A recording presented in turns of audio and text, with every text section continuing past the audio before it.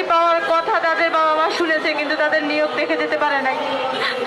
আমাদের এক বোন আছে, উনি সুপারিশপ্রাপ্ত হয়েছে, কিন্তু ওনার হাজব্যান্ড এখন আর দুনিয়াতে নেই। ওনার হাজব্যান্ড ওনার এই কাগজপত্র নিয়ে ওনার সুপারিশপ্রাপ্ত হওয়ার পিছনে অনেক অবদান রেখেছে, কিন্তু আজ সে বোন বিধবা হয়ে গেছে। তার সন্তান সন্ততিদেরকে কে দেখবে? একটা তো ব্যবস্থা হয়েছে, মনকে সে সান্ত্বনা দিয়েছে যে আমার তো একটা গতি হয়েছে, আমি আমার বাচ্চাদেরকে দেখে রাখতে পারবো। আজ যখন আমাদের কাছ থেকে আমাদের মুখের খাবার কেড়ে নেওয়া হয়েছে, রাষ্ট্র কি সেই বোনের বাচ্চাদের দায়ভার নেবে? নিবে না।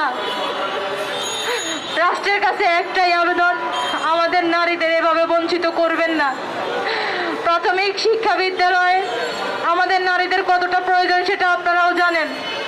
বরাবর এই প্রয়োজনীয়তা আমাদের সিনিয়র আপুরা যারা আছেন এবং প্রথম ধাপ দ্বিতীয় ধাপের আপুরাও এখনো চাকরি করতেছে, প্যানেলেও চাকরি হয়েছে, সেখানেও নারীদের ভূমিকা ছিল। তাহলে স্বৈরাচারের নিপাত করে কি আমরা ভুল করেছি?